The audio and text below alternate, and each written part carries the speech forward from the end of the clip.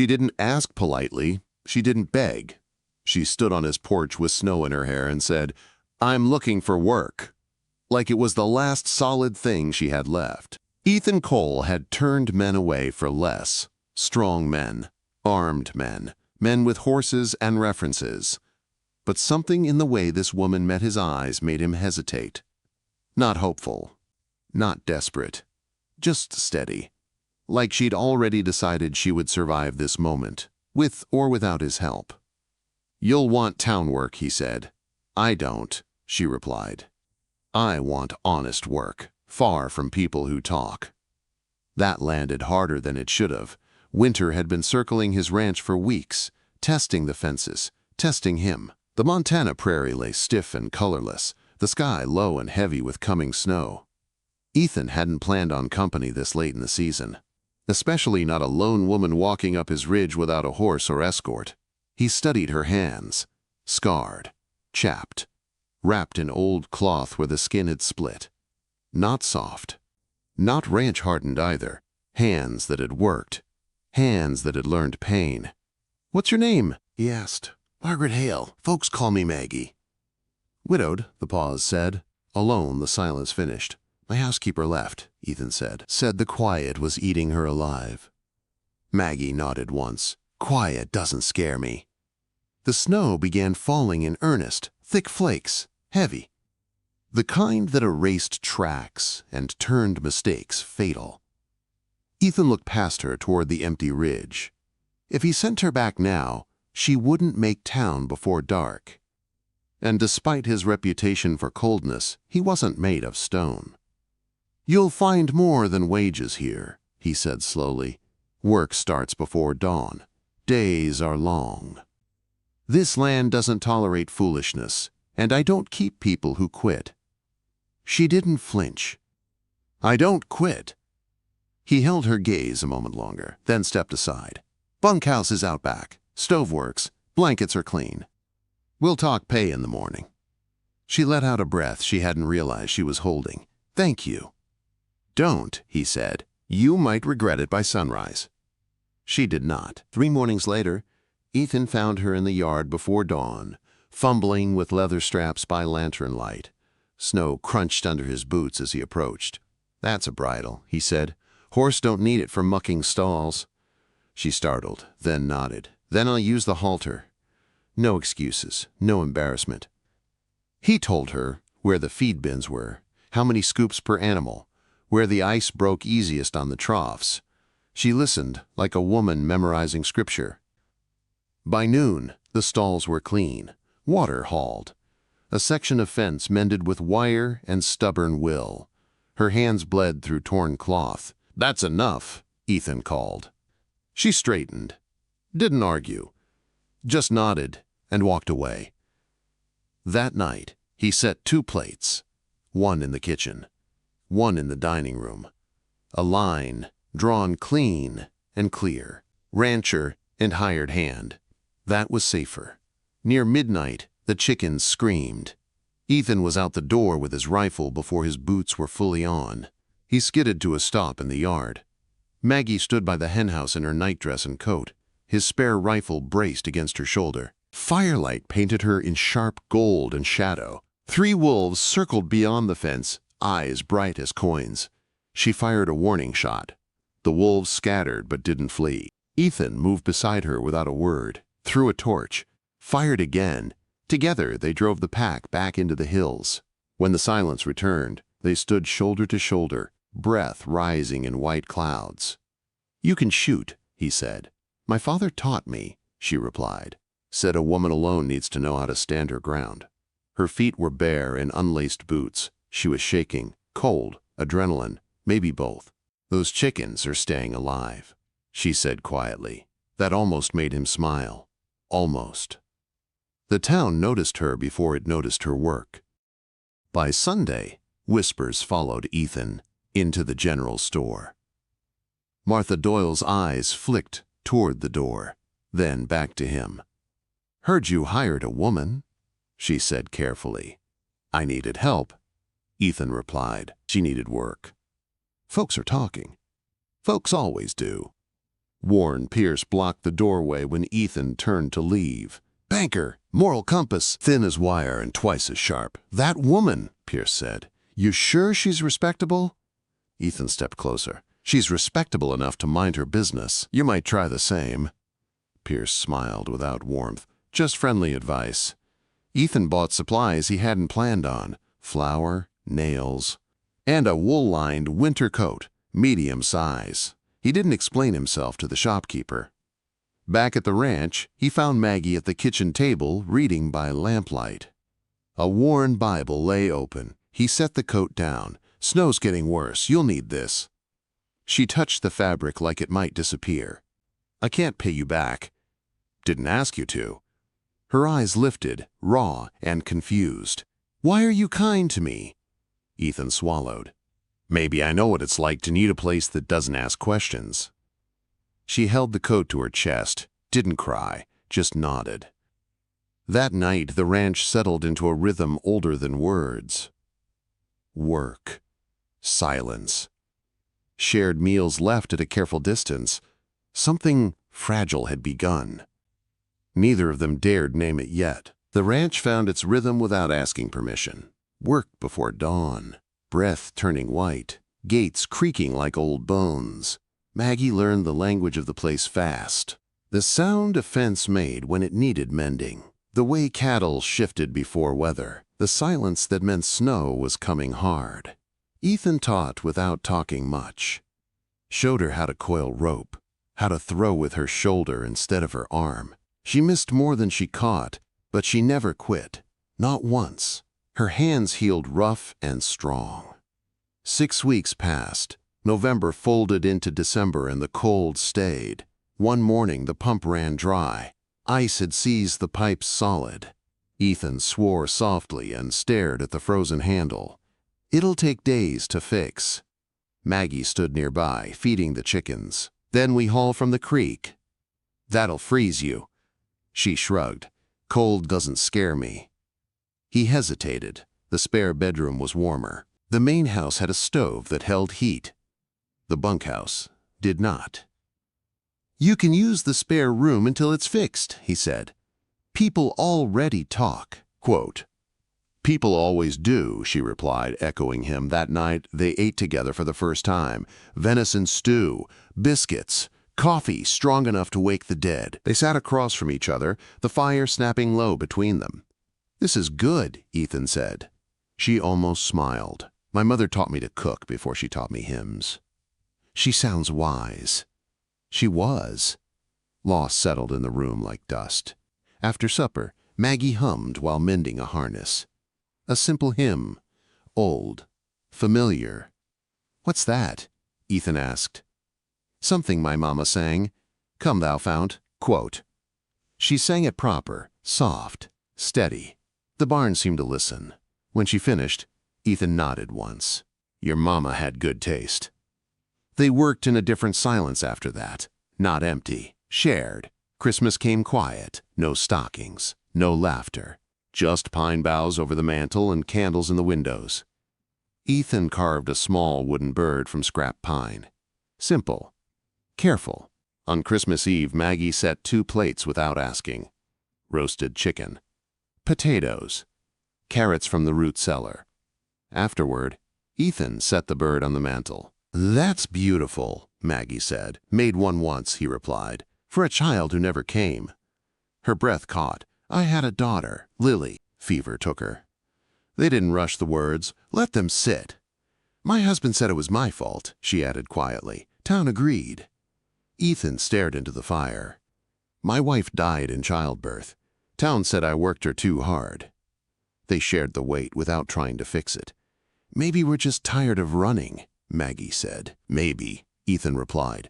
They stayed by the fire until dawn. Close, careful, not touching. The blizzard came 3 days later. It erased the world in an hour. Cattle stranded in the far pasture. Feed running low. "I'm going," Ethan said, loading the sled.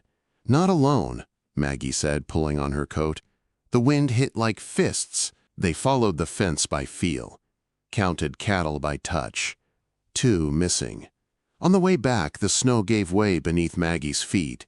Black water swallowed her scream. Ethan hauled her out with everything he had, forced her legs to move, dragged her to the line shack before the cold could finish its work. Inside, he stripped wet clothes with shaking hands, wrapped her in every blanket, added his own body heat, because there was no other choice. "Stay awake," he whispered. "I'm here," she breathed. Through the night, the storm howled. Nothing improper happened. Everything changed. They returned home alive, half frozen, exhausted. The town was waiting. Whispers grew teeth. Warren Pierce smiled too often. Credit tightened. Eyes sharpened. 8 days later, Pierce rode up.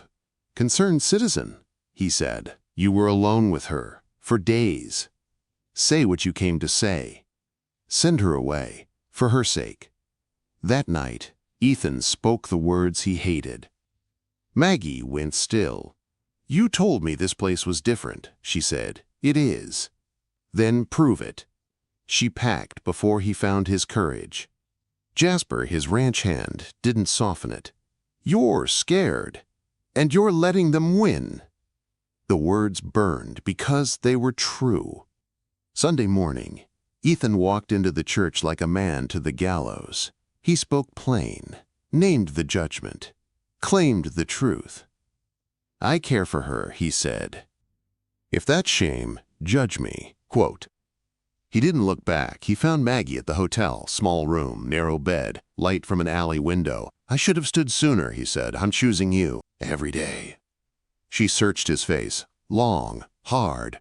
Then she nodded. They rode home together under a winter sky that no longer felt so heavy. Something had been broken. Something else had chosen to live. They did not speak much on the ride back. The wind cut across the prairie, sharp and steady, carrying the smell of snowmelt and earth waking from sleep. Maggie rode beside Ethan, her hands steady on the reins, her face turned forward. Not distant, not angry, just careful, like someone walking across thin ice, choosing each step on purpose. The ranch came into view slow and familiar. Fences standing, smoke lifting from the chimney. Home, waiting the way it always had, silent, unjudging. When they dismounted, Ethan tied both horses before speaking. He needed his hands busy. "I told them the truth," he said at last. "All of it." Maggie nodded. "That takes courage." "I should have had it sooner." "Yes," she said simply. "No cruelty, just truth." They went inside together. The door closed soft behind them. Life did not suddenly turn easy. Spring took its time. Snow lingered in the shadows. Mud swallowed boots. Repairs stacked faster than daylight. But something between them had shifted. Not passion, not promises. Something steadier. Partnership. Maggie took on more of the ranch without asking. Learned at accounts. Kept tallies. Knew which calf belonged to which cow. Ethan trusted her with decisions he'd never trusted anyone else to make. They ate together now. No separation, no lines drawn in fear. Some nights they talked. About nothing. About everything. Other nights they sat in silence, listening to the wind move through the grass like a living thing. The town did not forget. Martha Doyle came first. One Sunday afternoon, she arrived with a pot of stew and an awkward smile. "Thought you might need a break from cooking," she said. Maggie thanked her kindly. Ethan said nothing, but he noticed Martha's eyes soften when Maggie laughed. Others followed slower. A nod at the store. A greeting instead of a stare. Not forgiveness, but less hunger. Warren Pierce stayed distant. Cold, watching. Ethan did not care. One evening, they walked the ridge where Maggie had first appeared months before. Snow had melted there, leaving damp earth and stubborn grass. "This is where I decided," Ethan said, "the day you showed up." "Decided what?" "That I wasn't done living. I just didn't know it yet." Maggie stopped walking, looked at him fully. "I didn't come here looking for love," she said. "I came here to survive." "I know. But somewhere along the way," she continued, "survival turned into something else." He reached for her hand, not rushed, not tentative. She let him, The wind moved around them.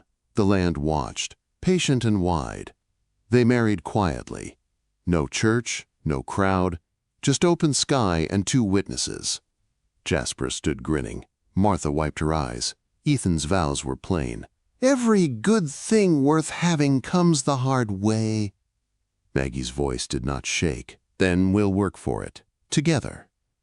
He slid the ring onto her finger. Simple, honest. When they kissed, it was soft. Sure, like a promise meant to last.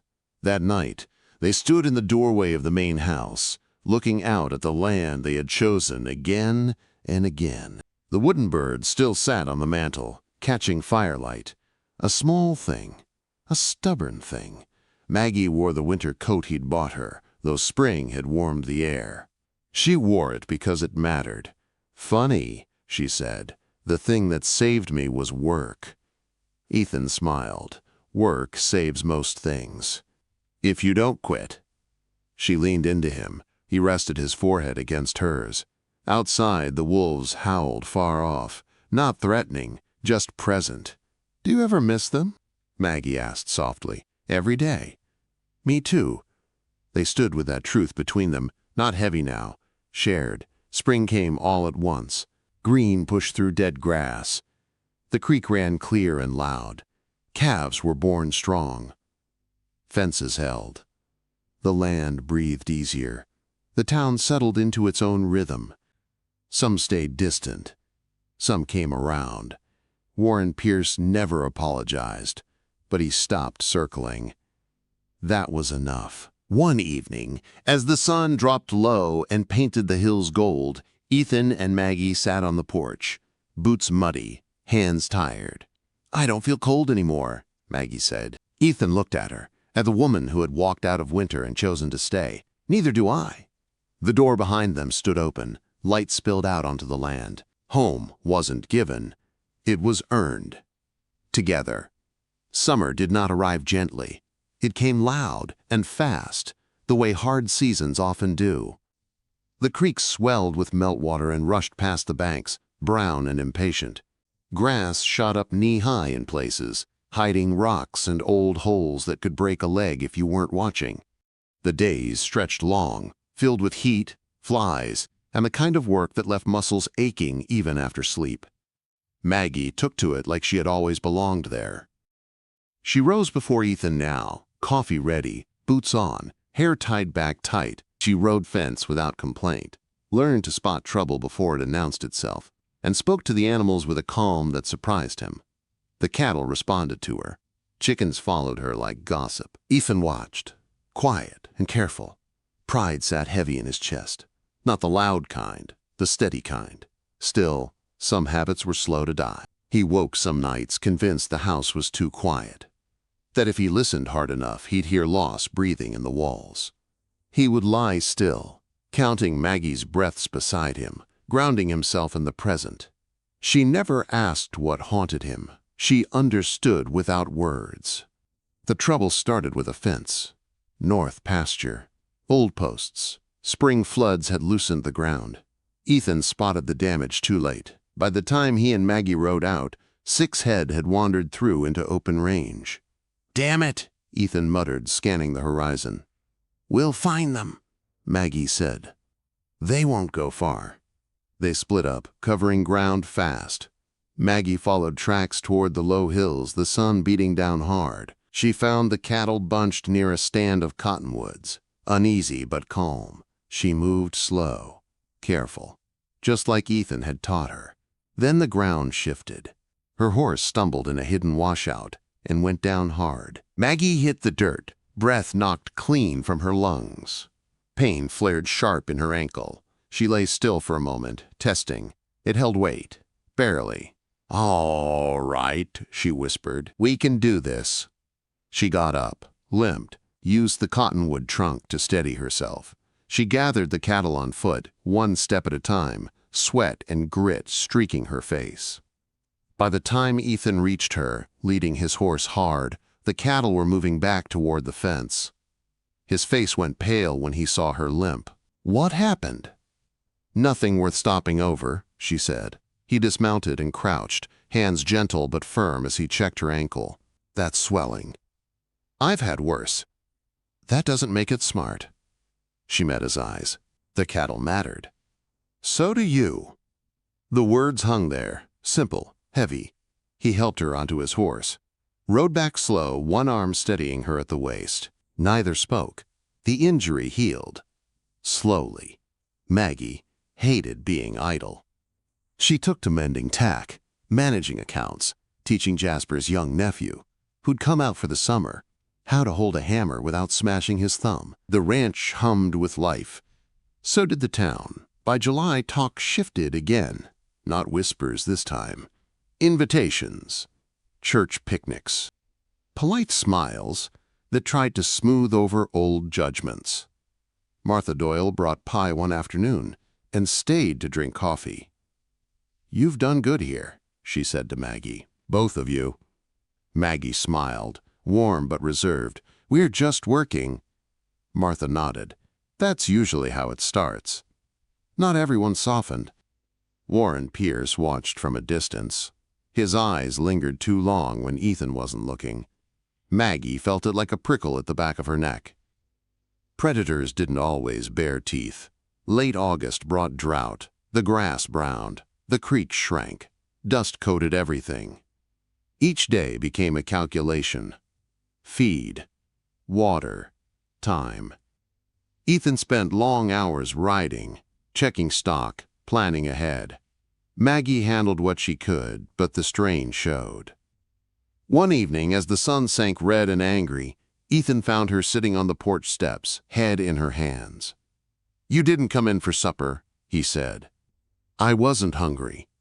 He sat beside her, waited. Sometimes, she said quietly, I'm afraid this piece is borrowed. He didn't rush to answer. I know, he said finally, so am I. She looked at him then. Really looked. What if something comes along that takes it away? Then we fight for it. And if fighting isn't enough, then we hold on anyway. She leaned into him. He wrapped an arm around her shoulders. The stars came out slow. One by one. The letter arrived on a Tuesday. Thin envelope. Official seal. Ethan read it once. Then again. What is it? Maggie asked. He handed it to her. Notice of foreclosure review. Old debts. Pierce's bank. Land reassessment. They can't, she said. You've been current. Current doesn't always matter, Ethan replied. Not when someone wants what you've built. Maggie folded the letter carefully, hands steady despite the chill creeping up her spine. So what do we do? Ethan stared out across the land, the fences, the cattle, the house that had finally filled with life again. We prepare, he said. And we don't quit. She nodded, same as she had that first night on his porch. Outside, the wind shifted. The land went quiet. Something was coming. They did not sleep much after the letter. Ethan rose before dawn, not from habit this time, but from the tightness in his chest that would not ease. He sat at the kitchen table with the paper laid flat before him, reading the same lines again and again, as if repetition might change their meaning. Maggie joined him quietly. Set coffee down. Did not speak. The ranch woke around them, cattle shifting, wind brushing the eaves. Life going on, unaware of threats written in ink. They're calling the note early, Ethan said at last. Claiming the land's value has shifted, taxes reassessed, payments adjusted. Because of Pierce. Yes. Maggie took the letter, read it once, then folded it and set it aside. Then we answer them. With what? With truth, with work, with proof this place is worth keeping. Ethan looked at her. Tired, grateful, afraid. I've fought storms and sickness, he said. I don't know how to fight paper, quote. She reached across the table and covered his hand. Then we learn. They started with numbers. Old ledgers came, see daylight. Maggie spread them across the table, neat and methodical. She tracked costs. Feed. Repairs. sales, what they owed and what they'd earned since spring. "You've been careful," she said. "Too careful, maybe. You've paid on time every month." "Didn't matter before," Ethan replied. "Pierce likes leverage." "Then we remove it." They sold 2 steers early, took the hit, paid down what they could. Jasper hauled extra loads for neighbors and brought back cash instead of favors. Days blurred together, heat pressed down. Work stretched late into evening. One night, Maggie found Ethan in the barn long after dark, sitting on an overturned bucket, staring at nothing. "You can't carry this alone," she said. "I know," he replied. "I just don't know how to put it down." She sat beside him, let the quiet settle. "When Lily died," she said softly, "I thought if I worked hard enough, God would see it and give her back. When that didn't happen, I thought maybe he was punishing me." Ethan listened. The lantern hissed low. "It took me a long time to understand," she continued, "that loss isn't payment for failure. It's just loss. And fighting to keep what you love isn't pride. It's survival." He nodded once, slow. "Then we survive," he said. The meeting was set for Friday. Pierce's office sat on the edge of town, brick and glass, cool inside even in summer heat. Maggie insisted on going with him. "If they're going to look us in the eye," she said, "they'll see both of us." Pierce smiled when they entered. Polite, controlled. "Mr. Cole, Mrs. Cole," he said, lingering on the title. Ethan did not sit until Maggie did. "We're here about the notice," Ethan said. "Of course," Pierce replied. "Purely procedural." Maggie placed the ledgers on the desk. "We're current. We've improved the land, increased output. We want a review with an independent assessor." Pierce's smile thinned. "You're asking for favors." "No," Maggie said. "We're asking for fairness." Pierce leaned back. "Fairness is expensive." Ethan felt heat rise in his neck. Maggie's hand brushed his knee. "Steady. We'll contest it," she said, "and we'll make it public." Pierce's eyes flicked to her, sharp now. "You'd risk reputation again?" he asked. Maggie met his gaze. "I don't have one to lose." Silence stretched. Finally, Pierce nodded once. "File your request," he said. "We'll see." Outside, the air felt heavier. "That went better than I expected," Ethan said. "Don't mistake quiet for surrender," Maggie replied. The drought broke the next week. Rain came sudden and violent. Turned dust to mud. Swelled the creek.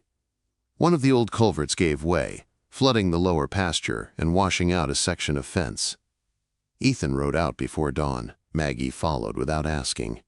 They worked in driving rain, reset posts, hauled wire, hands numb, clothes soaked through. At midday, Maggie slipped on slick ground and went down hard. Ethan reached her in seconds. "I'm fine," she insisted, pushing herself up. He caught her arm. "Don't." She stopped, looked at him, saw the fear he hadn't said out loud. "I'm still here," she said gently. "You don't lose me that easy." They finished the work slower, together. That night, the rain eased. The land drank deep. The town watched. Some offered help. A neighbor sent hay. Another brought tools. Not charity. Repayment for years of quiet fairness Ethan had never asked credit for. Martha Doyle stopped by with a pie and news. "Pierce is nervous," she said. "Word spreading." "Good," Maggie replied. Not everyone was kind. A notice appeared on the storeboard. Church council meeting. Discussion of land stewardship and moral responsibility. Ethan read it without comment. Maggie tore it down when no one was looking. "We answer in daylight," she said. "Not on paper." The assessor arrived 2 days before the deadline. Neutral, quiet, thorough. Maggie walked him the fields, showed him repairs, records, improvements made without loans. Ethan answered questions plainly. When the man left, he tipped his hat. "You've built something solid here," he said. Hope flickered. Small. Dangerous. That evening, as the sun sank low and gold, Ethan found Maggie at the ridge, standing where she'd first appeared months ago. "If this goes wrong," he said, "I don't want you tied to it." She turned, eyes steady. "You chose me in front of everyone," she said. "I'm not walking away because of ink and fear." He exhaled, long. "Then whatever comes," he said, "we face it together." She took his hand. Down in the valley, a rider appeared. Fast. Urgent. Jasper's horse. Ethan's chest tightened as the figure closed the distance, dust trailing behind. The land held its breath. Jasper pulled hard on the reins and slid to a stop, dust hanging in the air behind him. His face was flushed, eyes bright with something close to relief. "It's done," he said, breathless. "The review came through." Ethan didn't move, didn't speak. He had learned the cost of hope. "Well?" Maggie asked. Jasper grinned. "They ruled in your favor. Land value stands. Note stays as written. Pierce's leverage is gone." For a moment, the world went quiet. Then Ethan let out a breath he'd been holding since the first letter arrived. He leaned forward, hands braced on his knees, steadying himself. Maggie closed her eyes, just for a second. Jasper clapped Ethan on the shoulder. "Town's already buzzing. Pierce didn't show his face at the store this morning." "That'll change," Ethan said. "Men like him don't vanish." "Maybe not," Jasper replied, "but they back off when they lose." He tipped his hat and rode on, leaving dust and silence behind. The relief didn't come all at once, it came in pieces. In the way Ethan slept through the night without waking to count losses. In the way Maggie hummed while baking, the tune light and unguarded. In the way the ranch seemed to settle, like it had been holding its breath alongside them. They worked the rest of the day without talking much. There was still fencing to mend, still feed to move, still life to tend. But the weight had shifted. That evening, Ethan built a fire out back. Not because it was cold, because it felt right. They sat on overturned buckets, watching flames lick upward as dusk settled across the land. "I didn't know how to fight that kind of battle," Ethan said quietly. "Paper and words. Threats that don't leave tracks." Maggie nodded. "Neither did I, not at first." He looked at her then, at the woman who had walked out of winter and refused to leave. "You saved this place." She shook her head. "We did." The fire cracked. A spark lifted and vanished into the dark. Sunday came soft. No church, no speeches, no judgment waiting in wooden pews. Instead, neighbors arrived one by one. Not invited, not announced. Just showing up with food, tools, quiet nods. Martha Doyle brought bread still warm. A young couple dropped off seed they didn't need until fall. An older rancher Ethan barely knew stayed to help reset a post without saying a word. Pierce did not come. That absence spoke loud enough. When the sun dipped low, the visitors drifted off, leaving behind a yard full of boot prints and something like peace. Maggie leaned against the porch rail, watching the last wagon roll away. "Funny how standing still changes things." Ethan joined her. "Funny how fear shrinks when you look at it long enough." She smiled at that. Small, real. The ridge called to them again before the light fully faded. They walked up together, slow and unhurried, the grass brushing their boots. The wind moved gentle now, no teeth in it. Ethan stopped near the crest. Two simple wooden crosses stood there, weathered and straight. "I buried them here," he said, "Sarah and the baby." Maggie took his hand. "Didn't rush him. My daughter's buried in Missouri," she said. "I never went back." They stood in silence, two people shaped by graves they could not visit. "Do you think they'd forgive us?" Maggie asked softly, "for choosing to live?" Ethan looked out across the land, the fences, the creek, the house with light in its windows. "I think," he said, "they'd be angry if we didn't." She nodded, tears catching but not falling. "Then let's not waste it," she said. They married the next week. No church, no crowd, just sky and land and witnesses who mattered. Jasper stood grinning, hat in hand. Martha dabbed at her eyes and pretended not to. Vows were spoken plain and honest. "Every good thing worth having comes the hard way," Ethan said. "And every hard thing's lighter when it's shared," Maggie replied. He slid the ring onto her finger. Simple gold. Nothing fancy. Enough. When they kissed, it wasn't for show. It was for truth. That night they stood together at the threshold of the house. The door stood open wide. Light spilled out onto the land like a promise. Inside, the wooden bird hung on the mantel, catching the firelight, its shadow stretching like wings. Maggie wore the coat he'd bought her months before, though the air was warm now. She wore it because it meant something. Because it had been the first kindness. The first crack in a wall neither of them knew how to tear down alone. Ethan took her hand, calloused fingers gentle against hers. Outside, wolves howled far off. Not a threat. Just the land singing its old song. Funny, Maggie said, leaning into him. I came here asking for work. Ethan smiled. You found more than wages. They stepped inside together, the door closed behind them, soft as a prayer. Ahead lay a life built slow, log by log, choice by choice. Not perfect, not easy, but earned. Through courage, through work, through love that refused to quit when the world said it should. The ranch settled into evening quiet. Cattle lowed soft in the pasture. Chickens roosted safe. Stars stitched the sky whole. Two people who had been broken had built something that held. And that, Ethan knew as he held his wife close, was worth more than all the judgment in the world. Home had finally found them.